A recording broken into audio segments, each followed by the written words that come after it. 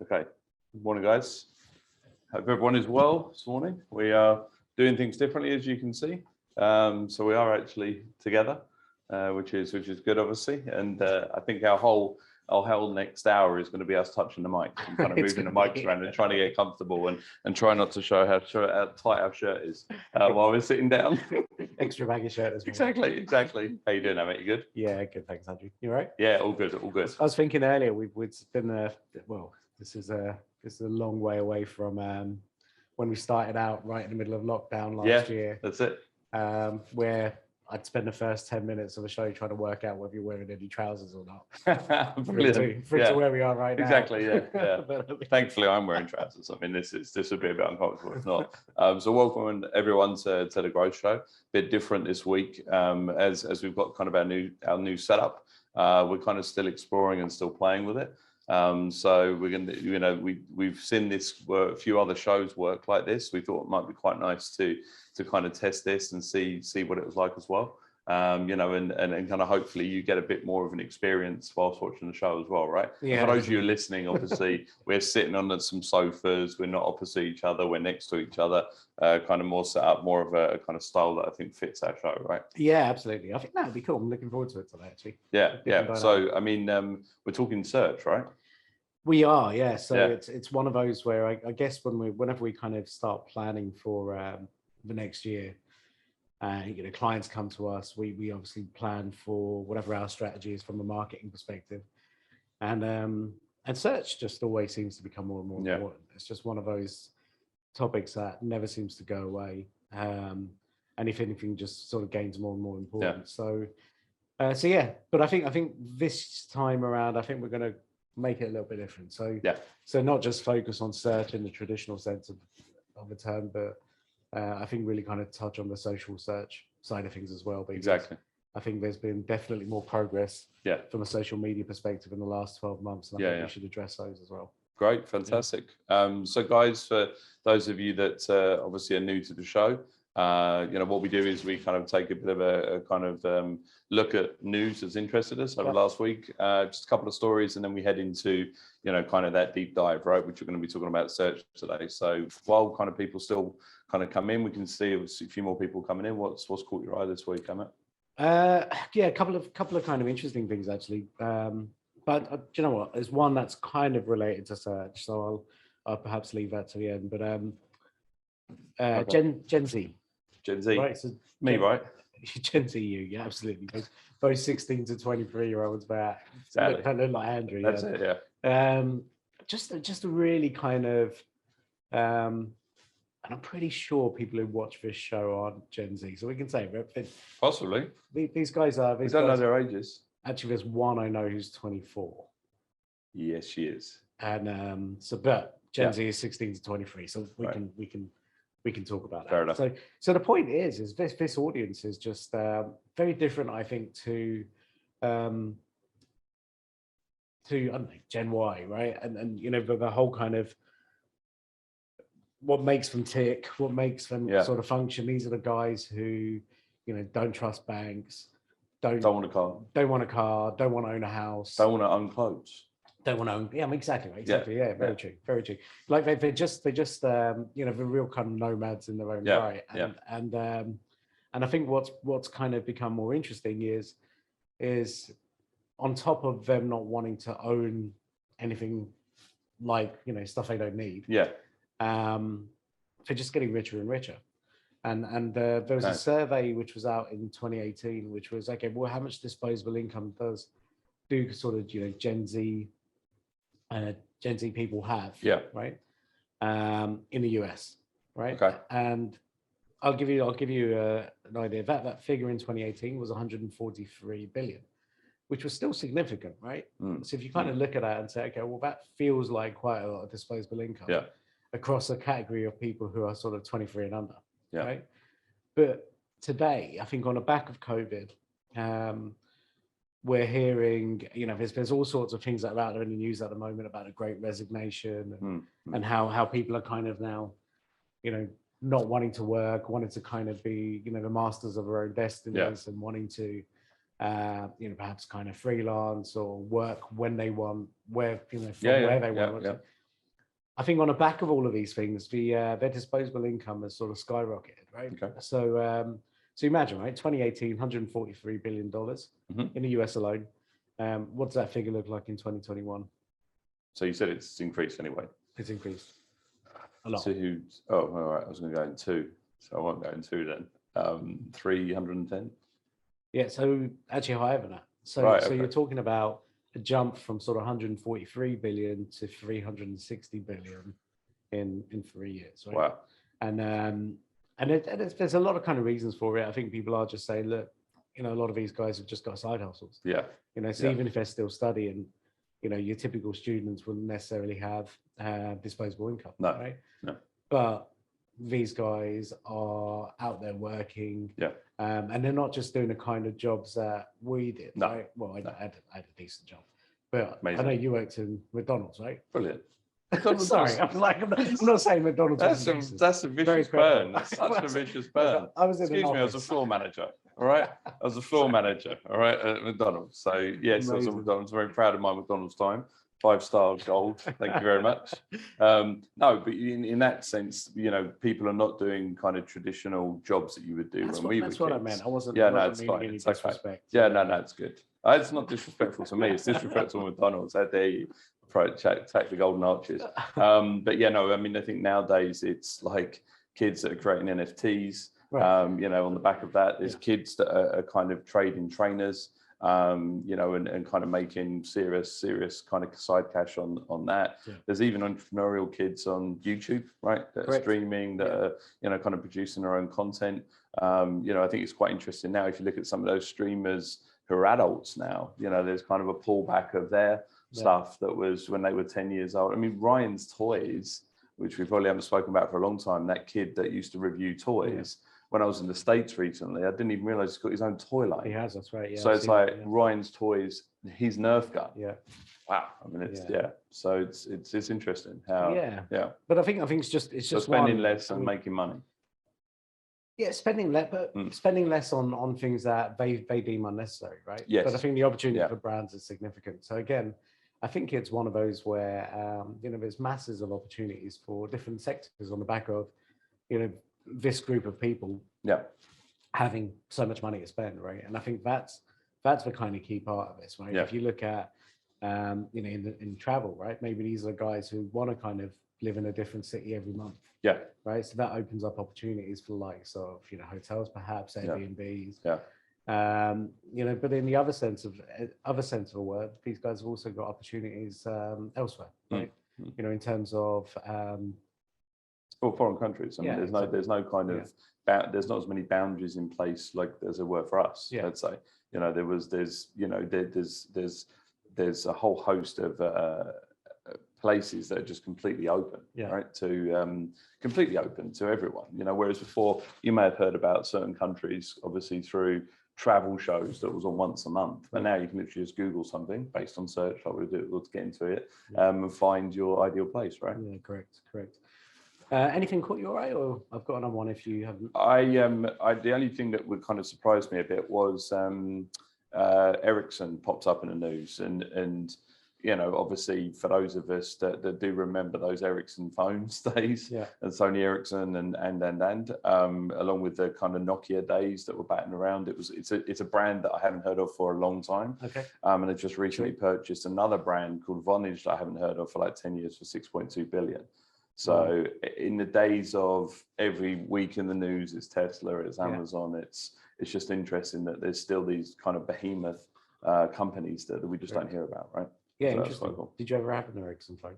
I did. Yeah. I had a flip one. Yeah, I had an Ericsson flip, and I also had the one with the ridiculous aerial. You remember it looked like a rubber, almost kind of stuck on, right? Yeah. Rubber as an eraser, guys. Just to clarify that, because we do have some viewers in the States. So I had one of those. Amazing phones, kind of tough book phones. So what was the other one that caught yours before we take a dive? Yeah, just actually, so it's related to search, but Chrome. So Chrome, Google Chrome, right? Yeah. So it's funny. I can't even remember when Chrome was launched. I can't. Yeah, of course you can. You're the one who told me about it. Brilliant. So back in 2000. You're still on Netscape. Back in 2008. So I'm trying to think what I was using. I think it must have been Explorer, right? Everyone was using sort of Internet Netscape was popular. Netscape was big, yeah. Netscape Definitely and had it Internet at that Explorer, time. yeah. And then there was like Firefox, I think, was still around and stuff like that, right? But yeah. So bearing in mind that I think Google kind of came to the party a little bit late, right? Bearing in mind most of their revenue was driven from people using other search engines. Okay. Right. Yep. When they launched their own, browser, it became really interesting, right? Yeah. Because now all of a sudden they kind of owned a little bit more about ecosystem. That's right. Yeah. And so now, their market share is about 70%. It's significant, right? Yeah. So 70% of. I thought that's lower than I would expect. I guess Edge is kind of creeping in there. Edge and Microsoft apparently are, being a little bit crafty in there. Right. Okay. Allegedly, in terms of, I don't know. I just felt as if I didn't want to be sued by Microsoft. So, but it feels like, so they've blocked certain apps, for example, on Edge, right? Which make it harder to, I don't know, determine how many installs there are, and to migrate also from, say, one browser to another and stuff like that. Mm-hmm. But Safari. I was going to say, as a Mac user, do you use Safari? I did, but I think actually back before 2008, I think I was using maybe a bit of Safari and Explorer, but I don't know. I mean, I feel as if everyone else has kind of almost missed the boat a little bit, right? Because obviously Internet Explorer is now defunct. Except some very archaic government departments here that still apparently use it.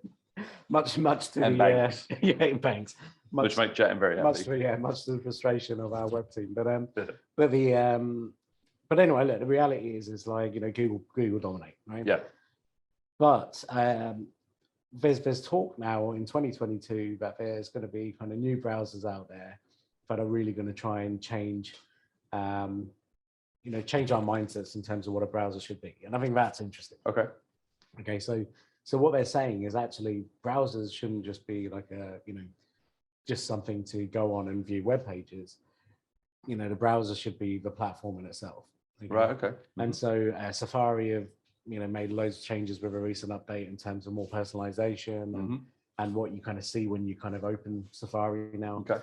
But there's a few more. So Edge obviously is a player because of Microsoft by default.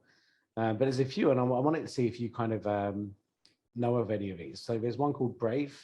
Do you know about Brave? I heard about Brave only through Pikeway and the Tech Show. Okay. Yeah. So heard about them, but can't remember why they're different. So Brave are much more focused on security. That's it. Yeah. Okay. But I think what they're saying is, look, again, that the browser needs to be more than just a browser, right? So they've now got native crypto, NFT wallets and stuff like that. So it's almost like, okay, well, look, we know that there's people, potentially their audience who are going to buy NFTs and then have cryptos, right? Right. So having a native wallet built in potentially works for them, and the security side of it obviously works as well. Yeah. There's one called the Browser Company. Have you heard about this? No, I haven't. And I think this is interesting because I think the next, this one and the one after actually, what they're doing is looking at some of the deficiencies of Google Chrome, and saying actually we can make Chrome better, right? Yep. And so the Browser Company, what they're doing is saying, look, and I can relate to this a lot, but they're saying, look, there's too many tabs open on people's laptops. I think we know someone else who can also. Right. Yeah. But I mean, it's mad. I mean, literally, there's two challenges with this. This thing that is nice and it's light just has no power to it. Right. So this MacBook Air. So allegedly. So but Apple soon. Amazing. So but what it means, I mean, even now I've got a browser open and I've got, I don't know, maybe about 30 tabs open and they're all that big. Yeah. But the challenge is that slows down my laptop. Right. Yep. And so I'm having to almost like restart Chrome and close some tabs and things like that. But so that's one of the things that they're saying. So the Browser Company are saying that, look, we want to kind of combat tab overload, increase productivity and all that kind of stuff, right? And then the last one is a browser called Mighty. Mighty. Yeah, you heard of that one? No. Okay. And what they're saying is actually their browser will use 10 times less memory than what Chrome does. Okay, nice. And so therefore your machine will operate much faster. Yeah. And I think that's the challenge that I have. Like I said, it's kind of like too many tabs, slows my computer down. Chrome takes up a lot of memory. Yeah. So it'll be interesting. Now the only challenge is, what do, I don't know, Brave, the browser company, and Mighty all have in common that Safari doesn't? Doesn't? Yeah. All right. So these kind of competitors to Chrome have been built on Google's Chromium, which is their open source platform, which allows people to build things like a browser. So they're saying, look, we're going to take on Google, but with your own technology. We're using Google's technology. Interesting. So look, I think so are they ultimately going to take over any market share? Yeah. Perhaps a tiny dent, but I mean, Google is still going to win, right? I mean, it's dominant. Yeah, I mean, I think we're going to probably dig into it a bit on search and what results are shown based on what's being tracked as we kind of dig in and take the deep dive. But I think that, a lot of people, well, myself included, use Chrome because of the extensions as well. Yeah. So the integration of other applications to your browser experience, right? So they've got a vast extensions library. If you like the video recording and HubSpot integration, I mean, these are SEO Quake and SEM Rush. I mean, these are valuable tools that help us kind of day in and day out. And I guess the thing is, if you jump across to another browser, are they going to be supported, right? That's a challenge, I guess, right? Yeah. No, definitely. I think you're right, and I think that was the first thing that Google did, right? Yeah. Those extensions and the apps and stuff that you can just they lock you in. It's stickiness, isn't it? The only thing I would say is like, and I think they do. They definitely got an app. I think they've got a browser as well as DuckDuckGo. Yeah. So that's obviously gaining some serious traction in the US, especially around privacy, and also ultimately search discovery. Mm-hmm. So instead of kind of you being shown search results in the echo chamber that you live in, it's completely kind of random, right? Still on point, but not the regular things that you would see on search in Google. Yeah, so, interesting. Yeah. Cool. So let's jump in, Andrew. I think we've got quite a bit to run through. So, again, it's always good this time of year just to understand what's going on in Google. Okay? Yeah. So we did some research over the last week, which is kind of let's understand some of Google's numbers, because the second you start talking about Google, then all the numbers run into billions and trillions. That's right.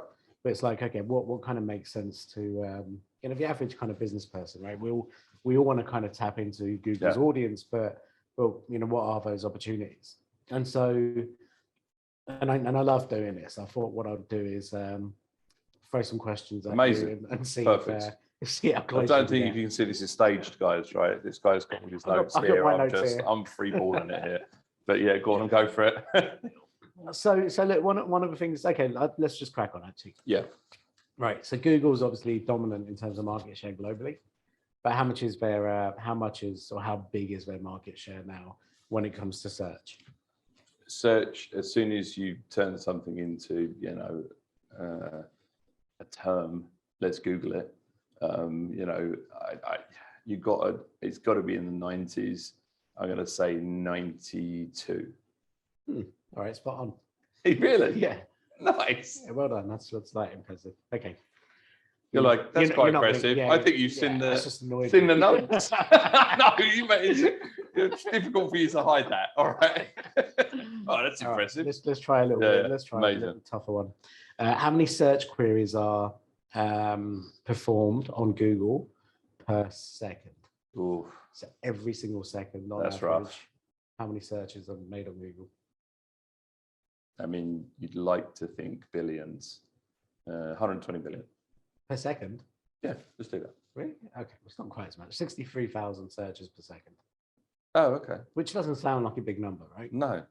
But then when you work out how many that is per day. Right, okay. So how many do you reckon that is per day? No, God, no. That's just maths. Yeah, you're brilliant. I'm not. What do you mean just maths? So times it by 60 times 60. Yeah, no, go on. Go for it. Yeah. So 5.6 billion searches per day. Per day, 5.6 billion. And that's where we're talking now, the big numbers, right? So you imagine that's 5.6 billion people that are going onto Google because they're looking for something, right? Yeah. Stats about Google. Yeah, stats about Google. That was me today. Actually, it's funny, the second I read that, when I was doing this research, I was like, how many searches have I done today so far? And I went back and almost like had a thought. I think I'd done 14 searches that day. It was 2:00 in the afternoon. Really? And so, which brings me on to the next question, which is how many, what's the average number of searches that what's the number of searches the average person conducts per day? 10. Yeah, I kind of confused you with that 14, right? I did that intentionally. So it's 3 to 4 searches per day. Okay, that seems quite low. Yeah. I think, but average, right? perhaps we're in an industry that we use Google a lot. Yeah, perhaps. Yeah, right? yeah. That might be it. Yeah. I think a couple of things, and this is a trend that we've been kind of keeping an eye on, is how many of those searches. So you do a search on Google now. Yep. You get the results, Yep. right, on the search engine results page. How many of those searches now result in a click being made onto another website? So you've done a search, and then that first search you then convert to a click. Yeah. In percentage or Percentage. Percentage. You'd like to think that you're getting the right results. It's rare that I won't click on something, only if I'm demonstrating. So perhaps 70-odd%. Yeah, so it's just under half now. Okay. Yeah. All right. Which is interesting because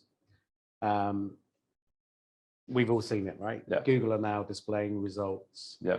Perhaps answers of what you're searching for. Actually, that's the point. Yeah, with within the snippets search now, results you get the results straight away, so you don't have to click. Yeah. Yeah. Okay. Right. So, yeah. so I think that becomes interesting.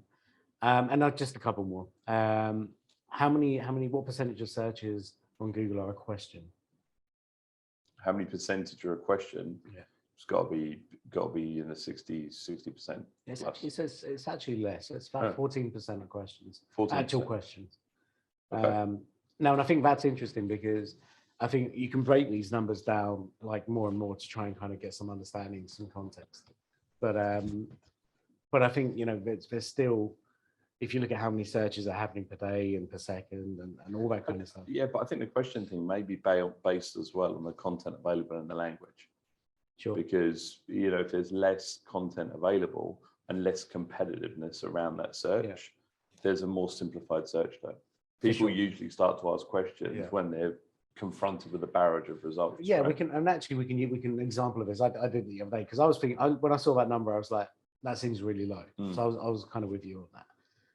But then I thought, do you know what? I was looking for a football score the other day. Okay. Yeah. And I typed in. Actually, I did. Yeah, yesterday.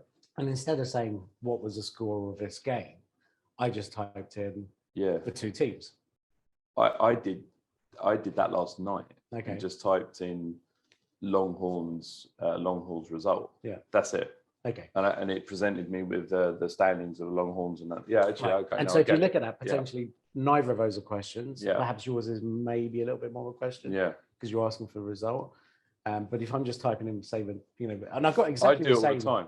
I got exactly the result I was looking for. So Google did interpret that as, okay, this is what this guy's looking for. And they will do auto search because obviously what I'll do is I'll always check Liverpool scores and Everton scores just to see what kind of mood your boys are going to be in. Exactly. So I'm always in a rubbish mood, so you can guess which team I support. Okay, mate. Last one because I think we've job tracked this. I feel like you've beaten this to death. I know. I'm sorry. It's fine, sorry, guys. Fine. But the for your own amusement, go on. Carry on. But it's important. It's important. So, what percentage of web pages don't receive any organic traffic or free traffic? So imagine. What percentage of websites don't get that free traffic? Correct. They're just reliant on the email signatures, people paying to go to it, that kind of stuff. Yeah. Of all the websites that's out there in the world. Well, I mean, most companies that we meet have kind of 0 to none SEO and don't even realize that. I think there's a huge belief out there. You launch a website and Google just finds you. So I'd want to say, no, let's just go slap bang in the middle. Let's do 50%. Yeah. So it's actually 90%. 90. So you imagine, so 9 out of 10 websites that are out there in the world don't receive any free organic traffic from Google. Yeah. And then what's more interesting, 5% receive less than 10 clicks per month. It's crazy. Yeah. So really, you're talking about 5% of websites out there in the world which are receiving more than 10 free organic clicks per month from search engines like Google. Wow. Which is really interesting. And I think, mental. Yeah, and I think when you kind of look at it, obviously Google makes the majority of their revenue and money from search, right? You know, and when you look at it in terms of, you know, the fact that it's kind of very auction based, demand driven in terms of their pricing strategies and things like that. You imagine 95% of the world's websites need to generate traffic, and therefore the first place they potentially turn to is Google. Yeah. Right. I think it's super interesting. So that kind of got me thinking, where are the opportunities with Google? Right. Because if we kind of, you know, if it's, like I said, it's a crazy number when you kind of imagine the challenges, and that what we're talking about is, say, 9.5 out of 10 websites that are out there have a real issue generating traffic, right? And therefore they've got to invest in that traffic. So if we kind of, I think we want to look at both, because I think if we look at the organic strategy first, and I don't want to kind of go into that too much, because I think we've done a lot of that in previous shows, but ultimately I think the best place to start is, if Google are kind of generating the majority of their revenue this way, they get 5.6 billion people searching, or searches done per day on their platform. What is the one thing Google's kind of scared of, right? And what is that? If you were Google and you got all of these numbers in front of you, what would you be scared of? I mean, I think you'd be almost scared of it getting out there, because the fact is that your whole business is driven through search, and most people are not using Google to find your company. Well, yeah, right. Okay, so that's one thing. But as if you were, I don't know, if you were Google CFO, right, and you know that everything is driven by search volumes and how many people click on your ads, what would be the one thing that you'd be scared of? People not clicking on your ads. Right. Yeah. And so, and I think that comes down to, well, if people aren't clicking on their ads, potentially that means people aren't using Google. And if people aren't using Google, that means, you know, the reason for that might be because people maybe aren't finding the right information on Google, which may lead to frustration, so they go somewhere else, right? It's like normal business and kind of economics and how people work, right? If you try something 3 or 4 times, you don't get an answer, you go somewhere else, right? And I think if you look at it in terms of, you know, what is it that Google are potentially petrified of? And I think you can use the word petrified, is what if that market share drops from 92% to 85%? How many billions of dollars of revenue does that equate to, right? And so when you look at it, Google produces very little content themselves. Yeah. Okay, which is, I think, really key. So Google is totally reliant on websites and website publishing to ultimately flood their search engines with the most appropriate answers to the questions that people are asking on the search engine, right? So all of Google's attention really should be on making sure that whatever results they display in that fraction of a second after someone presses send, right, after searching for something, their whole focus is, how quickly can we deliver the best results for that person? How quickly can we interpret what that person is trying to find, right, using all of our algorithms and logic and all that stuff, and show them the best results, right? And I think that's, you know, you kind of think of it from that perspective. I mean, it's huge, right? And I try to kind of influence a little bit with the predictive search. So the second you start typing something, it shows you a list of you know, potential things that you should be typing, because basically with that they've probably got preloaded answers, right? You know, the algorithm's working a little less. But I think the point is this is what Google want to do. So if you're a website owner today, what would your advice be to anyone who wants to generate free organic traffic? But from an SEO perspective? Yeah, just like, you know, you launch a website, or I launch a website, and I say to you, Andrew, listen, I need to get people on my website. Sure. But I don't have unlimited budget, so I can't just pay for it forever. I don't mind paying for a start, but I can't pay for it forever. What would your advice to me be? Yeah, I think the thing is, and it's a question we get asked a lot, right? So, you know, I think that the organic search strategy is not something people think of, because, you know, it's just not sexy enough, or it's not pushed out there. There's no, you know, you hear more of it now, that SEO piece, but ultimately it's just not popular, let's say. So I think first and foremost, you know, we want to make sure, like you said, that you're visible, right? So from a Google perspective, making sure we're indexed in Google, and obviously there's various ways we can go into as far as saying how we make sure you're indexed. I think from a technical perspective, that's a challenge you see a lot of the time, where a website itself can look, beautiful, but from a technical perspective, Google can't even see it, and one of those things that I always remember back, I think it was at a conference where, kind of Google looks at your website like a newspaper, right? And if you don't have, proper heading structures, proper tags, proper, telling Google what this is, what this picture is, where to read, Google just looks at it like we would look at a newspaper full of without any headings or anything. It'd be noise.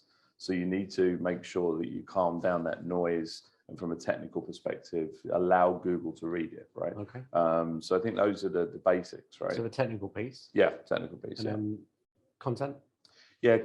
So before we jump into content, I think that usability piece as well. So ultimately, remember, Google is tracking if you get a lot of people coming to your site and then just jumping out and jumping out. Yeah. So there's got to be some relevancy to the user experience. So if you are a car hire company, you don't want to be telling people on your site that you're a hotel, right? You want to be making sure that it's relevant, because of Google track all that. Yeah. And then from a content perspective, obviously this is what ultimately we talk about now heavily. So Google is relying, and we know it's relying on, pulling pieces of content from different websites to present the right search result. You just want to make sure that your content, answers those questions or answers those search queries for Google, or makes Google's job easier, right?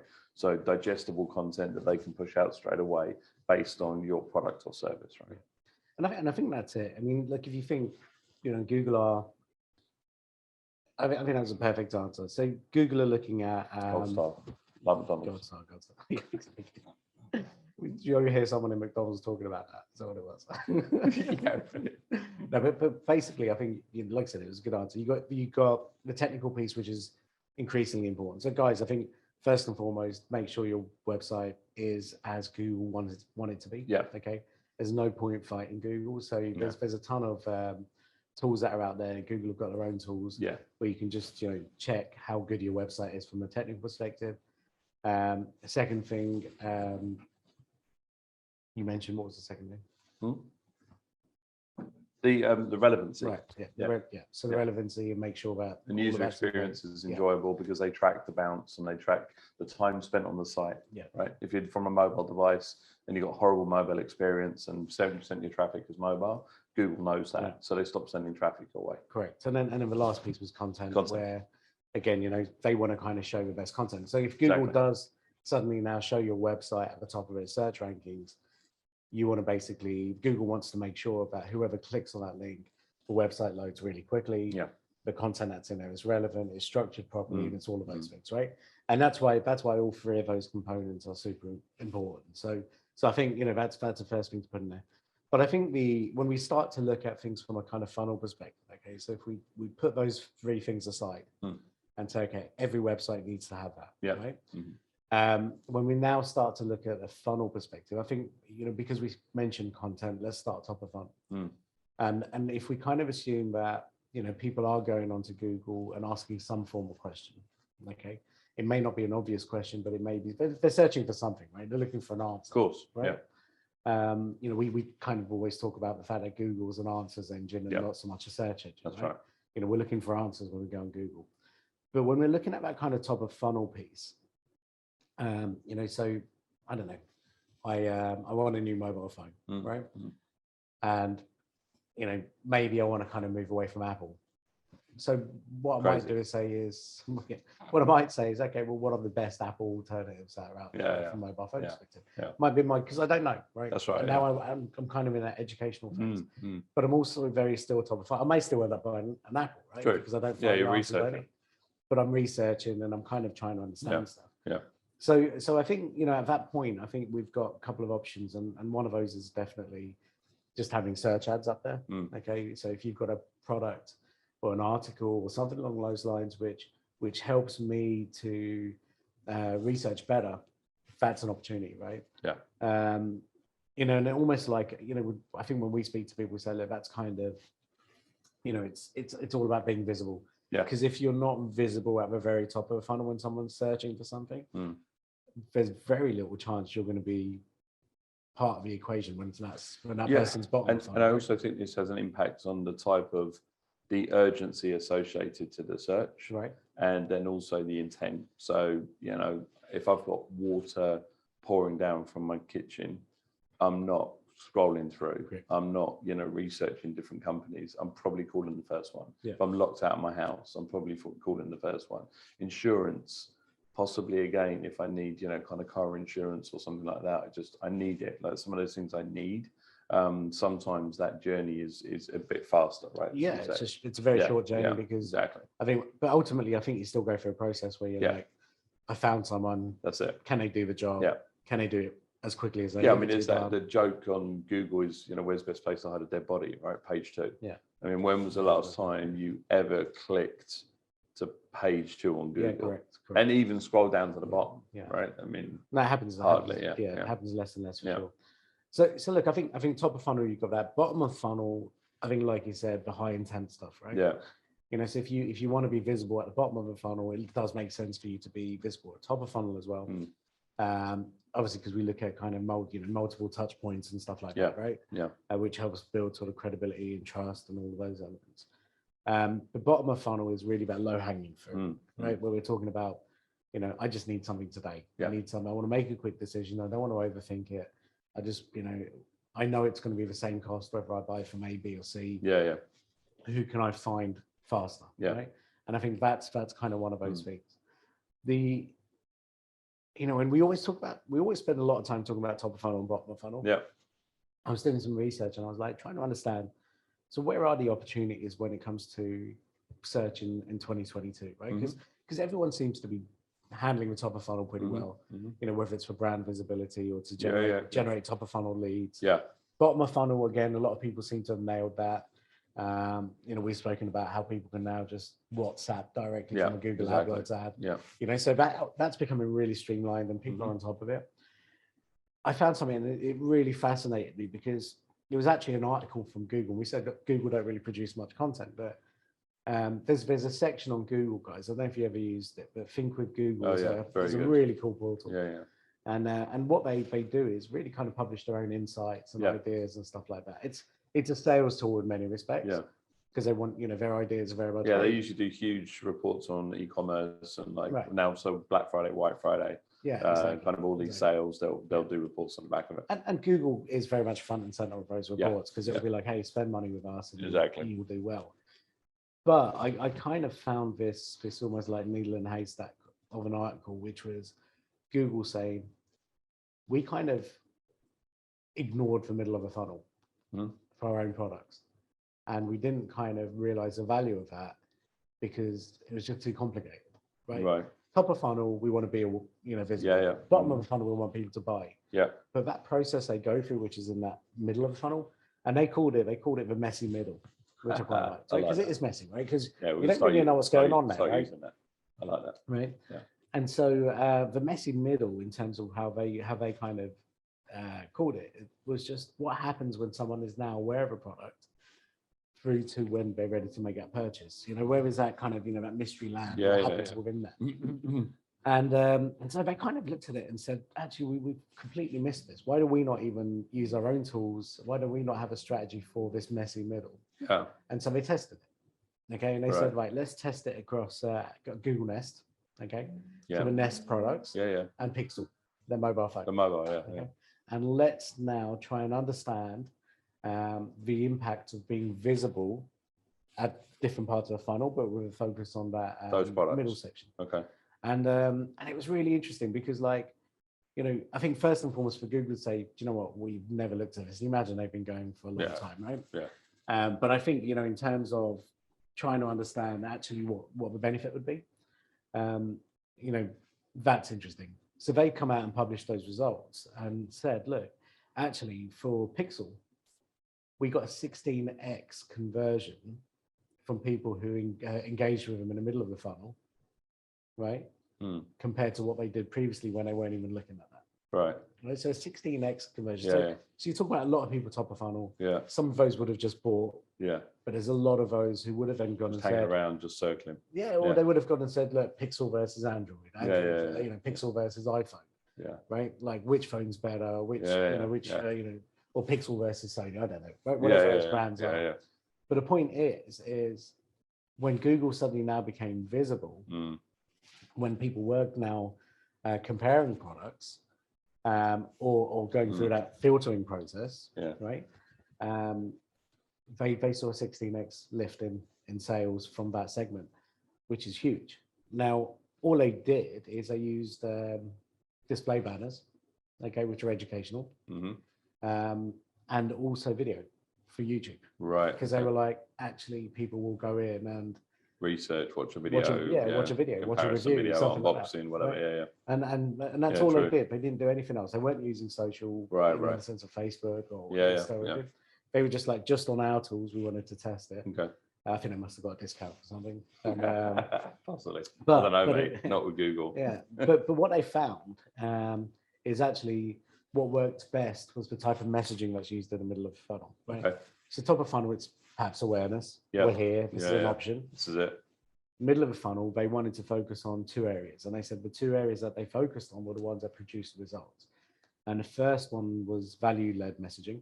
Okay. So this is why. Yeah. Okay. And then the second one was urgency. Right. Okay. Maybe focused on price. Price. Like, 48-hour sale, save $100, whatever it is. I now get a 3-month subscription of X. Yeah. And so what they did is they took that survey, that study on further, and they said, okay, what if we looked at the 6 things that influence people middle of the funnel? And I think this is a real kind of key takeaway, guys, because I think everyone's kind of aware of the top and bottom, but the middle piece, and they were saying that there's 6 different elements which people should focus on. And I've got a list of these. We'll go into them very quickly, but one of them is category heuristics.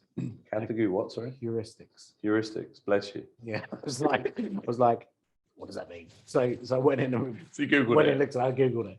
And ultimately what they're saying is actually short descriptions of product specs, simplified purchasing decisions. Right. And people love that.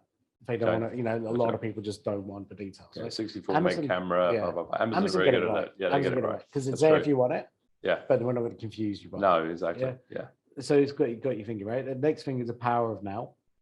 Power of now. Yeah. Okay. We use the power of no. No, there's a W on it. Yeah. So the power of now is the longer you have to wait for a product, the less the chances of you making a purchase. Very simple, true. Right? Yeah. Makes sense. Social proof. And then we're going to head into social in a second. Yeah. Social proof. So if there's recommendations and reviews, influence from peers, and stuff like that. Yeah. That can be persuasive. Scarcity bias. So let's think of new cars at the moment. Yeah. There's very little kind of new cars out there at the moment. Yeah. So people are like, that's available, I need to buy it now. Right? Okay, yeah.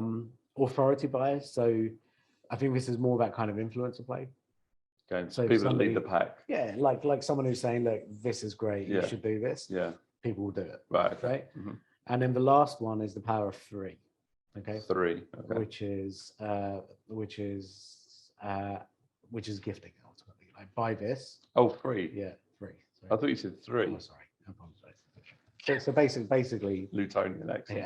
Yeah. Which is basically, look, if we buy this, we're going to give you this as well. They love the power of 3. Their whole model is based on 3 originally. Yeah, and then it still works. Use Gmail, use this, use that. Correct. Okay. And so they're saying that, look, these are kind of all big motivation sources. Yeah. And if you're building out a middle of funnel strategy, then you need to kind of look at these things. These will be impactful. Sure. Otherwise, less so, right? Nice. And I think in a B2B and B2C world, we can all use that, right? So, the persuasive thing might be testimonials that's used in the middle of funnel. It could be headline statistics, right? People who have success stories. Case studies to show kind of like what versus a product review, a case study. Yeah. But I think the kind of segue into some of the social stuff potentially is that social piece, because I think social now from a search perspective is becoming sort of increasingly important, right? So I wanted to kind of get your take on that, because this is like it's not an area that I'm all too overly familiar with. Yeah. No, I think the search thing interesting. Like a couple of years ago, Facebook poached or kind of grabbed one of Google's kind of head of search engineers, And I thought at that time, I remember talking about it at that time, that Facebook is exploring, opportunities to enhance their search capability, right? Because Facebook has been, and I think if we kind of look at some of these individually, so I think from a Facebook perspective, obviously, I think we're familiar with the search. It's really difficult to try and get any kind of stats around how much usage there is around search, and that almost feels like there's relatively none, because if they're not willing to kind of share that information, let's say, perhaps it's quite low, right? But obviously from a mobile perspective, and I think that's where I kind of want to focus, we need to remind someone that there's this show on every week, because 2 weeks in a row now he's rung me while the show's on. He's had my wife phone me. Yeah, sorry guys. So there's people that you would think in our family that would know that we're actually recording a live show. But anyway, so basically from a search perspective, from when we look at that Facebook and we look at an application, search is still very much based on, you can search for pages, you can search for people, you can search for groups. But I guess the challenge is a lot of Facebook is locked down. Yep. So if we're using a traditional method of search across social, which being hashtags, when you look at hashtags across Facebook, a lot of those are kind of closed, right? So you and I, closed kind of Facebook environment for friends and colleagues, versus say a brand that has an open page, right? So from a search perspective, it's quite interesting how, still Facebook is the results that we get, you don't know how that's graded. Sure. Okay, so I'm seeing those results in Google. We know that it's content driven. You want to get the most relevant search. It's tagged correctly. Yeah. But the challenge in a Facebook world is that tagging mechanism is difficult, right? Because when you post something to say Facebook, a lot of the time there may be text, but you may be linking to something else. Yeah. So I guess it's a challenge on how to present that. So when it comes to Facebook, that search capability we see is more focused. There's a heavy kind of push towards groups now, and kind of building out communities in that. And I'd say that they've worked very aggressively in searching groups. So you can use those as a mechanism for, kind of information discovery as well now. So when you search within a group, you can talk about the relevancy, how recent it is, have you interacted with this post before? There's a whole host of granular filters that you can kind of jump into, right? Which I think, again, is an area they're focusing on. So from a Facebook perspective, I think that's true. If we stay in the Facebook family, the kind of Instagram experience, if you click on search now, search, again, Instagram, very visually led. So what you're going to see on that search is essentially, kind of interest-based visibility. So if you're, at the moment, I'm kind of searching a lot about trainers, right? So my search page is dominated straight away by trainers and Star Wars usually, and barbecue, right? Those are the kind of 3 pinpoints at the moment. When you decide to search, again, we can search by account if we're looking for a particular brand or something specific, or we can search for hashtags again. So hashtags are used to kind of pull communities together. But obviously what Instagram has done recently in this region as well, is now added that shopping, like dedicated shopping button. So, now you can start to use Instagram as a shopping search discovery. So much like, Google, we touched upon those kind of Google shopping ads. Now you can kind of use the shopping search to look for your trainers, your glasses, your whatever, right? You can start to use that. And when we look at brands and posting strategies, we always talk about hashtag strategy.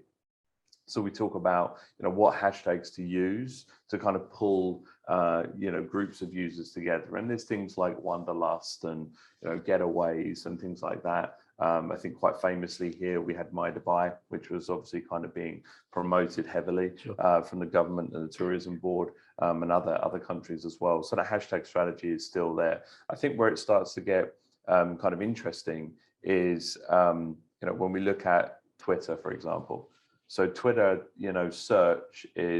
search discovery is pretty much front and center, because it's all based on trends. So very early on, you know, they were the guys that the originators of the hashtag, really, right? Yeah, you know, right at the very beginning, right? So these are the guys that have taught us how to use hashtags to search for, you know, product, service, news, whatever the case may be. And it's still very relevant. So, you know, in that space, when you click on trends, you see the trends for, you know, regionalized content, right? So it's very different in US, UK, or whatever, that what you get presented to you in that space. But what you can do is you can jinx a system. So you can, you know, pay for promoted trends, for example, where you can, you know, essentially encourage the audience to jump on a particular trend, right? You know, and that again still is those places. I mean, most recently, you know, when we were in the States, obviously when WhatsApp and Facebook and Instagram went down, everyone jumped over to Twitter again, right? You know, and there was a whole load of memes associated to that search. But again, you know, search on Twitter is based on account, is based on hashtag, news, etc., that we want to kind of pull through. But I guess the space itself, like other social channels, it can be a bit restrictive because you're doing this, right? So depending on how you're kind of looking. And then I mean, look, the new kid on the block at the moment is obviously TikTok. So, you know, from a usage perspective, you know, it's kind of going through the roof with rapid rates of growth. Their search is interesting because basically, again, it's swayed towards kind of a paid environment. Okay. So again, in search, you can search by account, name, you know, keywords and hashtags. But what they have on that page, as soon as you click on search, is first you've got a very different style, which is like a banner style. So you can scroll through certain advertising collaborations, and then the top, you know, 2, 3 are usually advertiser collaborations. So what TikTok do, which is quite interesting, is they, and we know this obviously through working with them, they like to collaborate with a brand. So they will work on a strategy with you. So at the moment, it's Amazon White Sale. That's got like 49. So they call it Amazon White in this part of the world because apparently Black Friday can be disrespectful. So they call it White Friday here. And back in the day, Noon called it Yellow Friday, which is a local kind of big e-commerce because they're yellow, obviously, right? So when you look at that at the moment, 49.3 million views, I think it was as of this morning. So you're kind of being swayed or influenced by investment, right? So that kind of discovery piece is a challenge, I guess, right? When it's search on that. So those are the key ones at the moment from that perspective. So I think it goes down to across those channels, Instagram, Instagram, Twitter, and TikTok specifically. When we're looking at that, it's looking at and I'll touch upon LinkedIn. It's looking at kind of hashtag strategy and trying to work out and pull groups of audiences together. Now, what's interesting in LinkedIn is when you jump on LinkedIn and you start to type in search, there is auto suggest. I feel like this has to be based on volumes because as soon as you click on it, it says job posting, job hiring, right? So obviously on LinkedIn, there's a different type of search that people are doing. People are not only looking for personal connections or business, but they're also looking at opportunity to perhaps, you know, move on to another position and seeing what's out there. So I think there's very different search across those spaces. But honestly, I know what we do. Even now, we'll use Google to search for social handles of brands because you get a better result than you do in the brand platform itself. Yeah, interesting. Do you know? It's I think I think you broke that down really well. I think the challenge is we're firstly, I don't think none of these platforms ever release search volume. Is that right? Sorry. But what I found interesting is, and again, when we were talking about this topic, I was like, where do I use search from a social perspective? In social, okay. Right. And Twitter's the obvious one because I think that's the one I'm normally searching for. You know, if something's just happened in the world, that's the place to go. Exactly. If I'm looking for content, right, related to my football team or something like that, Twitter's a place I go to. That becomes my place where I identify this stuff. If it's for hot business topics and stuff like that, occasionally, but very infrequently. Facebook groups is where most of my searches are happening now outside of Twitter. Okay. Because I'm part of a ton of groups which are interesting to me, Mm-hmm. but I also know that there's a wealth of information in some of those groups. Yeah. Where actually I can go back and search for something at any time. Yes. And I think and it's hit and miss though. Yes. So what I've found is I think it's good, and you do tend to find what you're looking for, but Facebook haven't filtered out the stuff that still shows up when you're not looking for it. Yeah. Like, you know, something that's completely irrelevant to what you've searched for. Yeah. It's almost like Facebook have got this inbred motivation just to have an endless feed of content. That's right. Yeah. True. So even when you search, the first 10 articles or the first 10 posts that you see inside of a group based on a search is what you're looking for. And then all of a sudden it's all random. Very random. Yeah. Which I don't get. Yeah. Like, true. Show me there's only 10 results, right? Yeah, exactly. And then so I don't then have to kind of figure out 5 minutes later that actually this is now completely unrelated. Yeah. So I think that's interesting, but I think I don't know whether that's Facebook's, like, we have to have a grand plan. Yeah, we need to have a continual feed. I think it's unnecessary. And then the second one, the third one is Instagram, where I've tried to use search and it's just not worked. No. And I think it's, you know, there's a lot of work that they need to do there to make that discovery piece inside of Instagram better. Yeah. Because again, unless you're like, you know, a lot of these platforms, Google are the masters of it. Sorry. Google are the masters of it, right? Yeah. You misspell something, you'll still you'll still get what you want to look for, right? Yeah. Instagram, you misspell something, you got no chance of finding it. True. Right. And I think there's just different things that need to be done. But it's interesting how Facebook and Instagram, being the same company, still have a very different search mechanism. Yeah, I mean, I think the thing is that if you look at what's quite interesting around all the social channels is effectively what they're doing is they're pushing the content to you. Yeah. You know, and so I mean the algorithm on TikTok is phenomenal, what we've spoken about, as far as they are continually trying to push things that might be interested to you. And I found out recently that one of the reasons that there's a virility aspect associated to TikTok is because what they would do is geographical positioning on friends and contacts. If you are connected to people on different other channels and you watch something and then your buddy watches it and your buddy, they just literally kind of pushed it out to all of your friends and all of your contacts and all of your geographical regions. That's why you see a huge spike sometimes, you know, where, I mean, look, even somebody I know, you know, they actually, the randomness of your video that we did at Inbound a few years ago, right? Where you were, I can't remember her name, what's the name of the actress? Jessica Alba. Jessica Alba. You were filming Jessica Alba, and you had like 46,000 views or something in like a matter of minutes. Do you remember? I'm trying to think who it was. Actually, wasn't her. It was Anna Kendrick. Anna Kendrick, that's it. Yeah, it spiked, right? It's all crazy, but that happens a lot on TikTok. Yeah.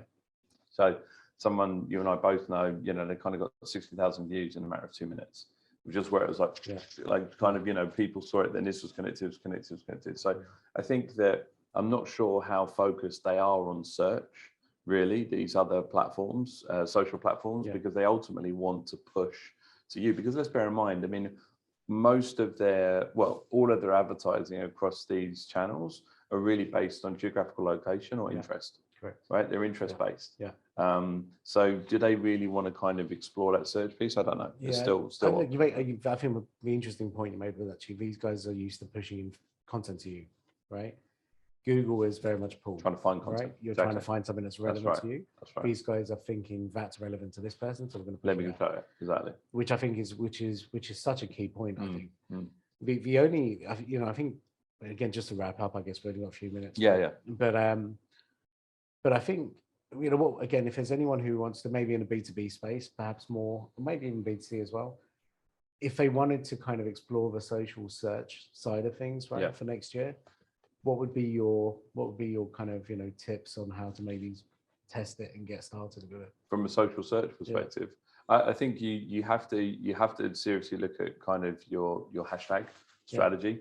So, what hashtags you're going to be using associated to the content that you're pushing out there. Yeah. I think also, you've got to make sure that the kind of description is relevant to the kind of the visual imagery associated to that as well. I mean, most of the post is video, photo, whatever. Yeah. I think that's also important, because remember, all of these searches that you do on the other platforms usually are visually led. Okay. So even if I do a search for sneakers or whatever, I'm going to see sneakers, and the one bit of content that stands out is the one that's going to capture my attention. So if I see something unusual or different, or like, a bit jaded or something like that, then I'm going to jump on it. Yeah. So I think you don't necessarily need to follow the crowd, because you're just going to get lost. There's so much noise there. You need to differentiate, and that may be color based, it may be graphical based. You've got to stand out. Oh, I wonder if there's even the case of planting content within groups. Yeah. Right? So if you've got content that's on your website, perhaps, whether it's a review, whether it's a video, and then planting that within specific groups, and actually then just measuring that, right? So it could be the URL you use. Yeah, I mean, groups is interesting. They've started to roll out in the US advertising within groups. Still not available here apparently in the region. So they're running ads in groups where you can target specific groups, which is great, because you're based on that. I guess the challenge is in that group space, a lot of the time, and we've seen this because we know administrators of groups, the groups almost, the collective, feel like it shouldn't be monetized, or you shouldn't push an agenda, or you shouldn't do this, or you shouldn't do that. So I think there's a few groups that are working very well, more community-based groups, which does allow for promotion of your business. And I think that's more of that B2B stuff. The B2C stuff gets a bit sticky, I've seen. The difference in B2B, so we're members of like the HubSpot Solution Partner Group and things like this, that seems very much promotion based on, kind of helping people instead of waving the flag, right? Yeah. I mean, I think there's that fine line. I think one thing is with the B2C side of it, and we've seen, it's people like, oh, you shouldn't be trying to monetize this group. Yeah. I think there's just a lot of people who don't like other people making money. Exactly. Honestly, like, exactly. It's one of them where, look, if you come here, we're having to spend time moderating, making sure that the content is relevant, that the group's controlled. And if I monetize that, then I monetize that. Exactly. Right? If you don't want to use it, don't use Thank it. you But I very think much. I don't know, it's interesting. But I think definitely the social search space is one that's going to keep growing. Yeah.